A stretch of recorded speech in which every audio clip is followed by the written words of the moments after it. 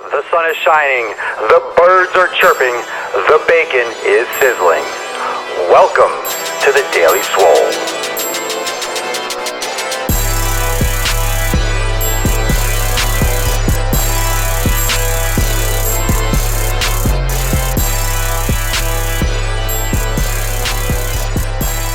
Welcome everyone to episode 162 of the Daily Mother Swole. If you're making it here on a Saturday, much appreciated. I know a lot of you like to punch out and do your own thing. Hopefully you're getting your pump on.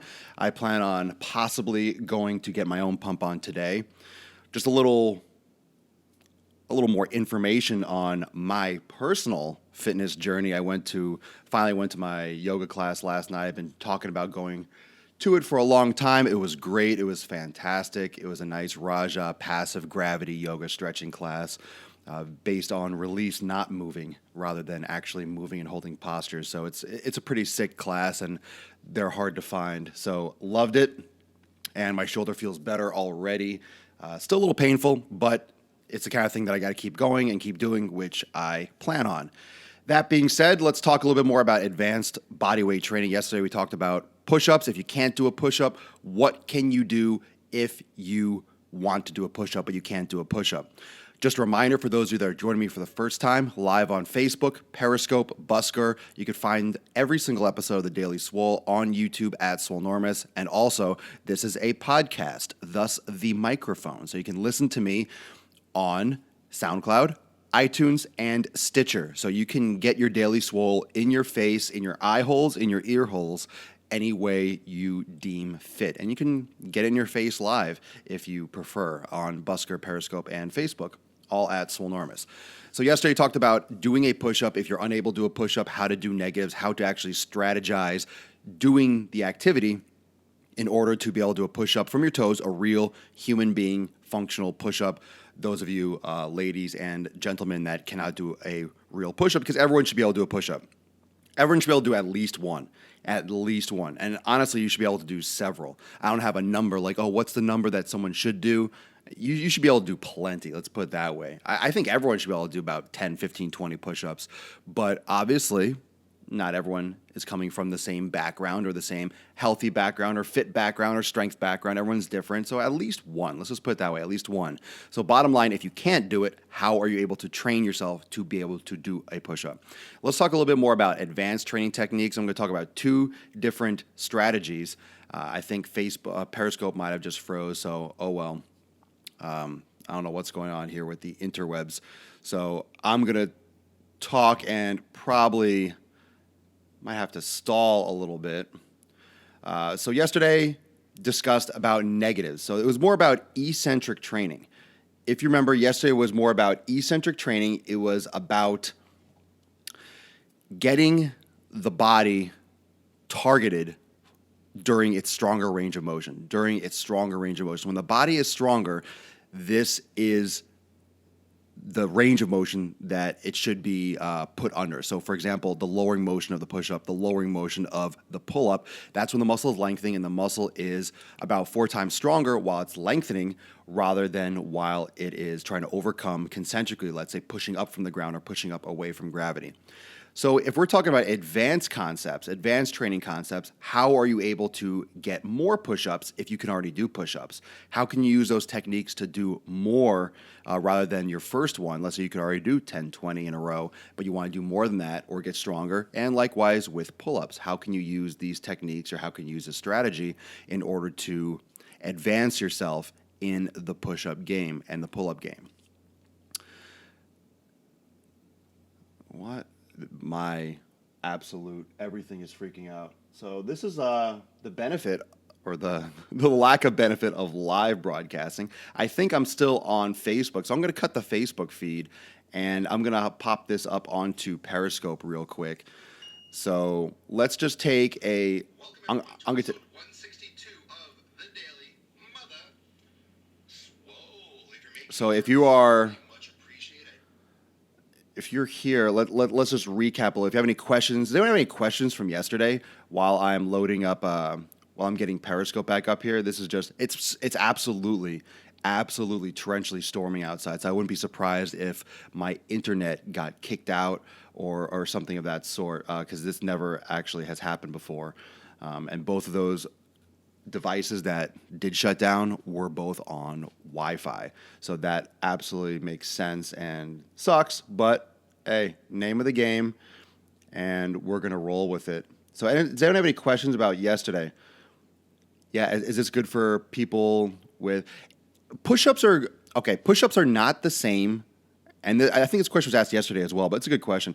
Push-ups are not the same as doing resistance training. So if you're doing a lot of weights, that's more geared towards, you're going to get more hypertrophy. You're going to get more muscle cross-sectional diameter, cross-sectional area. You're going to get more size. So if you think of a muscle fiber as a straw, you are going to get a larger straw as a result of resistance training because you can overload the muscle in a larger fashion. When you do a push-up, obviously your strength is going to top out as you get up towards your body weight. And you can't just keep on adding body weight. You can add, for example,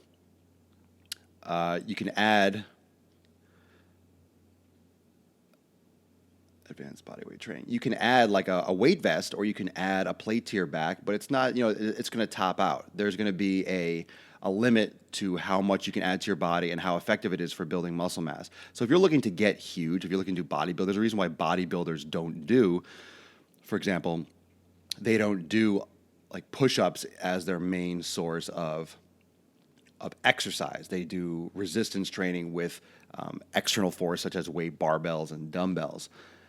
But you can still build muscle up to a point. So it depends on what your goal is. It depends on what you're trying to accomplish, and it depends on what your experience is, because push-ups and bodyweight and pull-ups will be a fantastic entry into fitness, because you're learning neuromuscular control. You're learning how to control and synchronize your muscles at the same time during the movement. So you're actually teaching your body under decreased load. So you're learning functionality. You're learning how your body can actually move through space on its own without extra force. And you are increasing strength because it's still resistance on your body until you get to the point where you can handle your own body weight a lot, and then you need more. So I'm going to actually have a little dead space for a second while I finalize this. Periscope, Jim, Fit, just doing a couple hashtags. So it is Saturday. It's pouring, it's raining, and the lights are been flickering a little bit. Absolutely storm. I actually pulled the shutters down. Because it was raining so hard. I usually don't do that. I usually let the plants get some rain. And today I was like, I think it's going to get blown off the freaking porch. So I had to actually pull it down. So it happens sometimes. It happens. I'm not ashamed or worried. I like going live. I like the fact that this is real, that this is something. I think live TV, actually, which doesn't really happen that often, I think live TV is a lost art. I think people are too afraid to put themselves out there live because they can't Photoshop, because they can't tweak things, because they can't, adjust things after the fact. They can't save it. They can't change it. And we're back on Periscope. So let me just describe, I was talking this whole time, but it was just pretty much, just keeping the podcast going because I don't feel like editing it that much. So here's what happened. Periscope and Busker are on Wi-Fi. It's absolutely storming outside. It was torrential, like rain. So I think the Wi-Fi just got kicked out for a second. So what I was doing while I kept the podcast going is I just loaded back up Periscope. So forget Facebook Live. Periscope is my priority, like I always said. So Busker and Facebook Live, whatever anyway to those two platforms. Those live broadcast platforms are weak in comparison to Periscope. We already talked about that. Periscope is by far the best live broadcast platform that is out there, and that is straight from experience. The other ones are just nightmares. Facebook takes up so much bandwidth. Periscope I can run flawlessly on anything. Facebook has to have Facebook is just so. It just takes up so much. It's delayed and it's slow. Okay, So what I was getting into, and I saved the actual meat and potatoes until right now. What I was getting into, I was just recapping. I was recapping. So if you watched the YouTube video, if you listened to the podcast, I just kind of recapped a little bit yesterday about why it's good to do body weight while I was resetting up Periscope and trying to figure that out at the same time, using multiple parts of my brain simultaneously like a boss. Advanced training techniques. I'm going to go over 2 training techniques. I'm going to go over overload eccentric training, and also extreme high rep assisted training. 2 ways to do these things.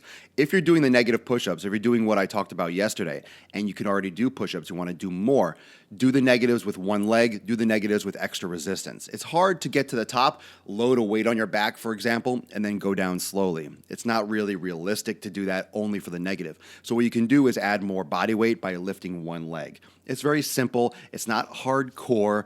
It's not, going to seem extremely challenging to some of you, but it will for a lot more of you. So if you're doing a push-up already, you can already do push-ups, push up with 2 legs and then raise one leg at the top and lower down super slow, just like I talked about for trying to do your first push-up, but lower yourself with one leg rather than going down with 2 legs. So add resistance on the way down. If you have a friend, if you have someone that's a good fitness professional or someone that can push properly, they can push on your back on the way down, or put a plate or something of those sorts on your shoulders or on your torso while you're in the lowering motion, and lift it off while you're pushing back up. But not all of us have someone at home that can do that efficiently for us, or have enough resistance or even resistance that can put, let's say, sandbags or a plate on your back. But you want to overload the downward portion, so you can easily do that by raising one leg. The next strategy, in the sense of a pull-up or a push-up, is to do extreme high rep. So instead of overloading the body, and it's an interesting concept, instead of overloading the body, and these are for people that can already do push-ups, already do pull-ups, you assist the body and help the body doing more than it normally could otherwise. So instead of doing push-ups and overloading and like adding extra resistance, you assist the body into doing more reps than it could otherwise. For example, you have a band that might be attached to a higher point, let's say the top of a squat rack, and it goes around your stomach, and it's adding just enough pull that's helping you on the way up. So if you can normally do 20, 30, or 40 push-ups, it might help you do 60, 70, or 80 push-ups. What you're doing is you're just forcing the body into a higher repetition scheme, and you are just kind of tricking it into more strength endurance. Yes, you're lifting less weight, but you're also doing more repetitions and going through the motion more, and you're stressing the mitochondria more, you're stressing those endurance aspects and triggering those type 1 muscle fibers more than they would otherwise be hit. Now, I'm not saying do that all the time. It's going to help you get stronger because you're lifting less weight, but we're talking about stimulating the nervous system and the muscular system together, the neuromuscular system. You have to trigger and you have to shock that. You have to shock your body's receptors, so to speak. Not really even so to speak. You have to shock them. You have to stimulate them. And if you're doing the same thing all the time, you're not stimulating anything. You are still doing a push-up. You are also doing the same form. You are just kind of going around detours. It's like Houdini, doing negatives and doing like super high rep. You're kind of like Houdini, tricking the body into thinking it's doing more, into thinking it's lifting more weight, when it's really not lifting more weight. It is, but it's not. You're just lifting more weight in a certain way. You're doing a slower negative, a slower descent. So there's more time under tension. You're not lifting the same weight. You're not lifting more weight, but you're lifting the same weight for a longer period of time. You're making the body comfortable and giving it something that it can handle, but then you're tweaking it to make it more stressful, and the body will adapt. Now, this doesn't happen after one workout. You have to practice it. You have to keep on hammering away, making the time under tension longer, adding more resistance, picking up your leg. If you're trying to go more and more and more into, let's say, higher repetitions or strength for pressing. But again, this is not for muscle mass. This is for muscle endurance. This is for, I do 15 push-ups. I want to do 20. And is there a point to doing 20 over 15? Yes and no. I mean, you are getting stronger. So that's better. You have more endurance. That's better. But if you think about real-world application, like how many times do you have to do, I can't do 15 push-ups, or I can do 20 push-ups. I mean, how much of a difference is that in real-life function? Yeah, it's a big improvement, but how much more or how much better is that for your real life? It depends. Like if you train yourself for push-up competitions, yeah, that's going to make a difference. But if you're just going through your daily life, picking up your kids, doing X, Y, and Z, yeah, that little bit of strength you may or may not notice that you're doing 5 more extra push-ups. But it's going to help you overall everywhere. It's going to help your stabilize. It's going to help your back rows. It's going to help your shoulder presses. It's going to help your bicep curls. It's going to help everything overall. Just understand that it depends on what your goal is. You're not going to get massive doing push-ups. Some people will claim to, or some people you'll see online, oh, this guy got a huge chest doing push-ups. Everyone's different. Some people have huge calves and they don't do a damn thing. So it's hard to say what will get you size unless you try it. You can definitely build muscle. Don't get me wrong. You can build muscle doing push-ups. You can get a sick pump. Are you going to stimulate your muscle fibers so they are absolutely massive and they're bigger in cross-sectional area and you're getting huge muscle fibers? It's not likely. It's not likely. You can get that to a point, but it's not a hypertrophic, a muscle size building exercise in the long run. It depends on what you're trying to look like. If you're trying to look like me, chances are you're not going to get that way doing push-ups. If you're trying to get really big, that's probably not going to get you there. You're going to have to add in that resistance training with weights. If you're trying to lose weight, shred up, and just look better naked type of thing, yeah, you can see tons of results with push-ups. Of course, you're doing everything else too, and you're eating properly. So there's a lot of other aspects to getting the overall physique, but yeah, you can see a ton of change. You can see a ton of change just doing body weight. I mean, programs like P90X and things like that are fantastic, and the reason why they work is because it gets you doing things regularly and progressively. So it's a great program, and that's why I worked for the company for so long, because it's a good program, and it does work because it's real exercise. It's not a gimmick. So try those couple things. You got the super high rep, and you also have the extra, the weighted negative, and the extra, let's say the leg up on for the push up on the way down. Add a little bit more cheese to the pasta on the negative portion of the push up. Get a little bit more out of it. See how you like that. Especially these are for people that can already do push ups, but if you can't do a push-up and you're just joining me and you want to be able to do a push-up, check out episode 161. That was yesterday's episode. That's why I did this one today. If you cannot do a push-up, how you are able to get yourself to do a push-up.